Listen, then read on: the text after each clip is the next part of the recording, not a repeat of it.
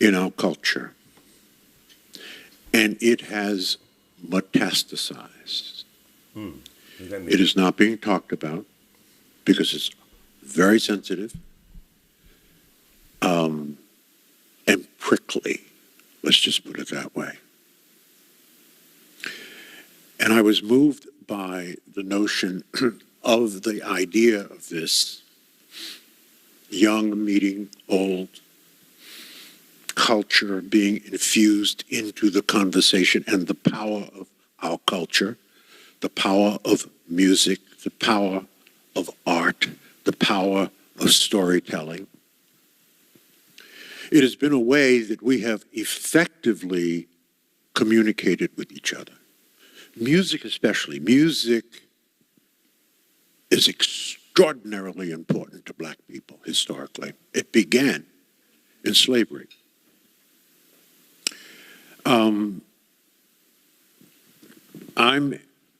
As I mentioned earlier, I'm 80.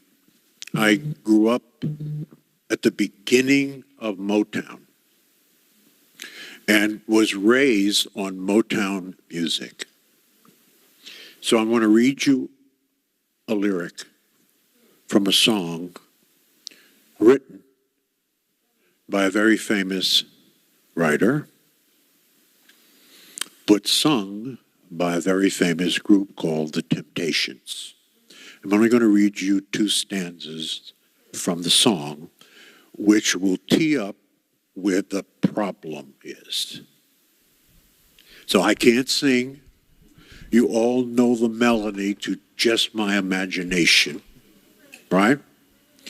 I believe I know where he's getting ready to go with this. This is going to be really interesting how he breaks this down.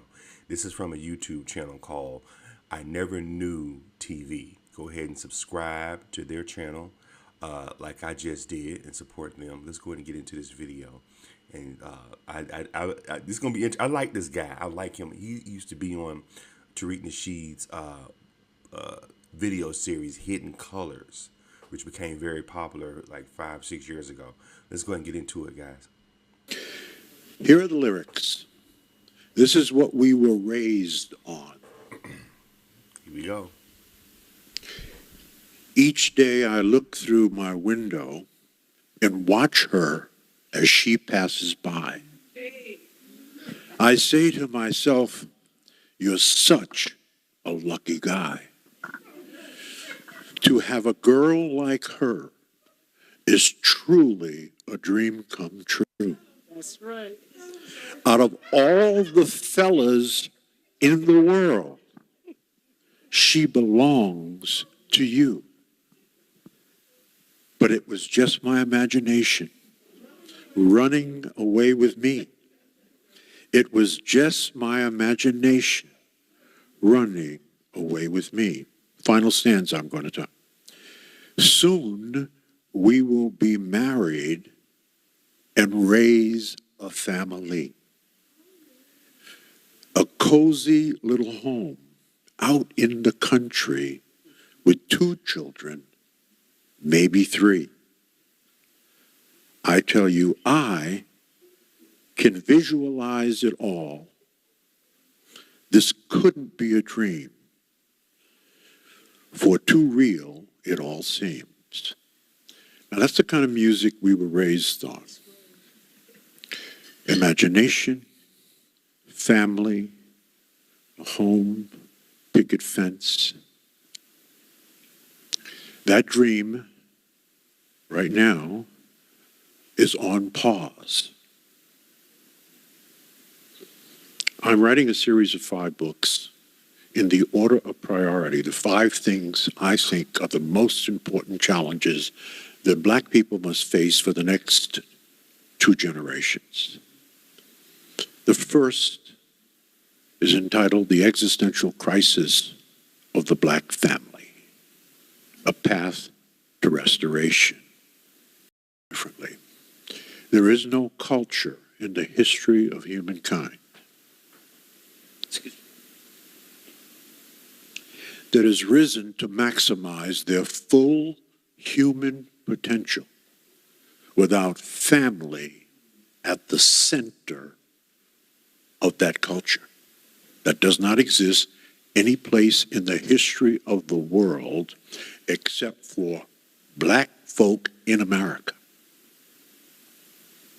The marriage rate for black folk in America have gone from 85% in the 50s to 23% today.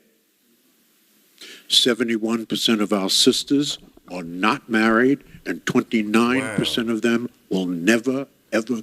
83%. Damn, that's crazy what he said. So back in the day, 83% of black people were married. Now, less than 23% are married. Is that what he said? That's crazy how much it dropped. Folk in America. The marriage rate for black folk in America have gone from 85% in the 50s to 23% today. Damn.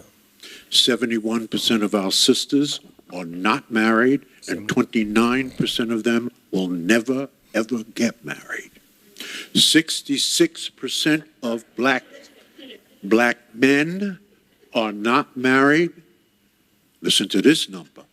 And 34% of them will never get married, according to all facts and statistics. 72% of our children are born out of wedlock, and 80% are raised in a single-parent household, principally by a black woman. 80%. This is a problem of the modern black man and woman. By the way, that age range, according to AI, is 18 to 50. It is having a profound impact on the building of intergenerational wealth. And I'll just give you a quick comparative statistic, and you'll understand and be able to identify the problem yourself. There are 5 major cultural groups in America. White folks, for 350 years, have had the highest median annual household income for 350 years. Wow. They no longer have that. What? They are number 3. Who's number 1? 3. You know the old saying, when white folks catch a cold, black people catch pneumonia? The same thing is happening to white Americans. Marriage rate has gone from 90% among white folk to 57% now. Oh, wow. We went from 85% to 23%. When white folks catch a cold, we catch pneumonia. I don't want to unpack all of the reasons for it. So, all you have to do, you can ask AI, is compare cultural group, annual median household wealth, and marriage rate. Here's what it looks like.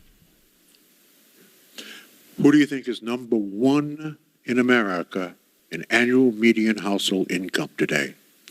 East Indians at $124,000 a year. What is the marriage rate in the East Indian community? 94%. Number 2 are Chinese Asians in America. Average household annual median income, $110,000 a year. Number 3 are white people at $81,000 a year. Marriage rate, 57%. Number 4 are Hispanics.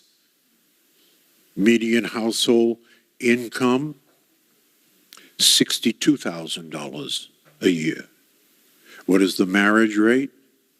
Nearly 70%. We are at the bottom.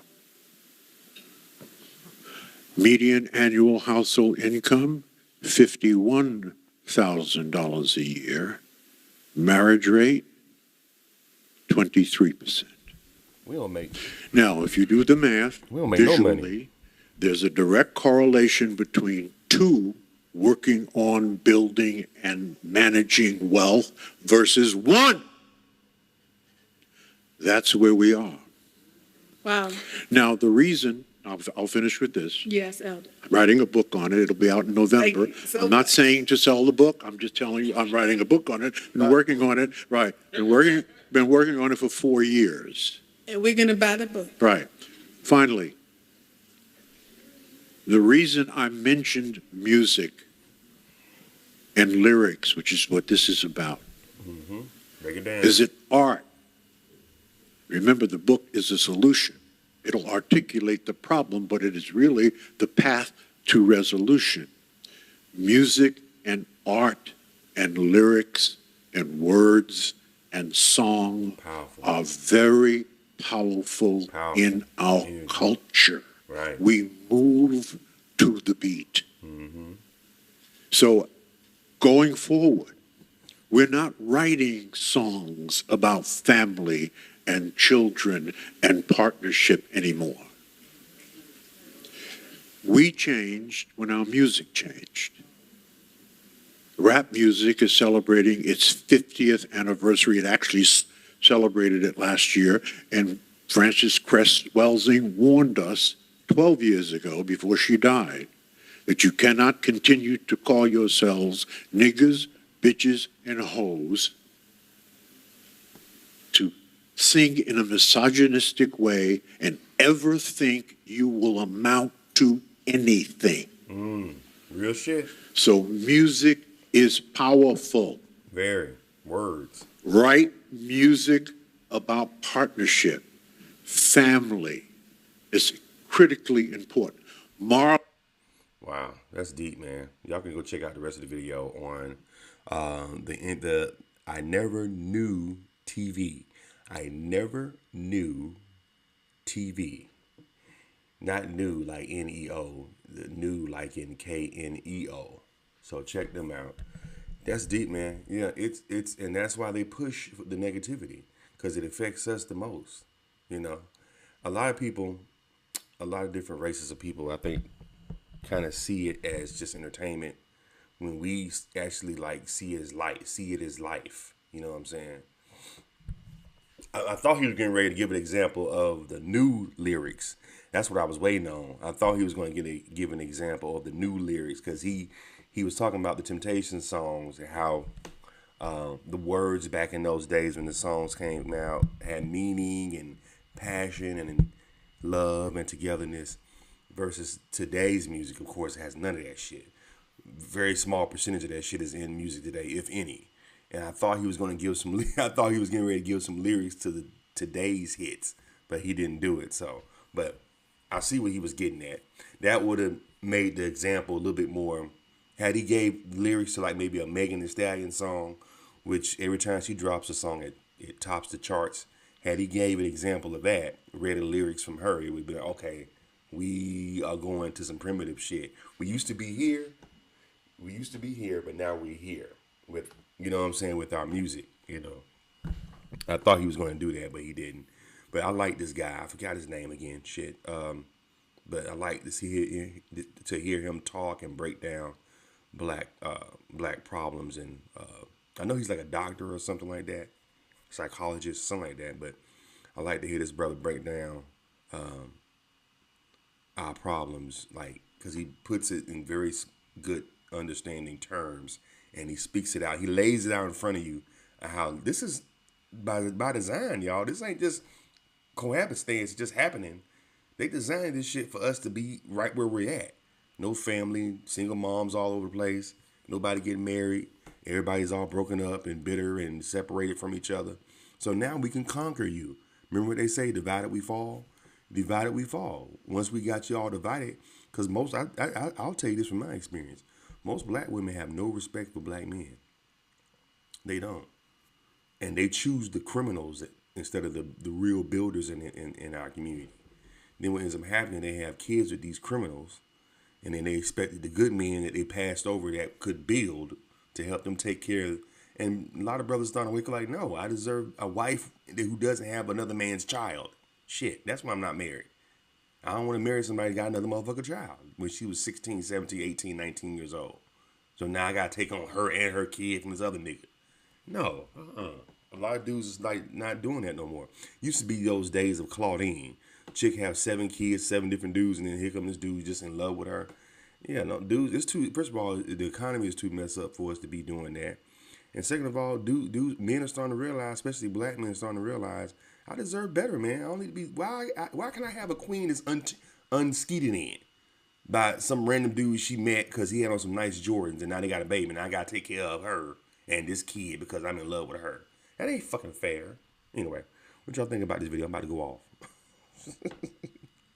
Leave your comments, subscribe to the channel, hit the thumbs up button.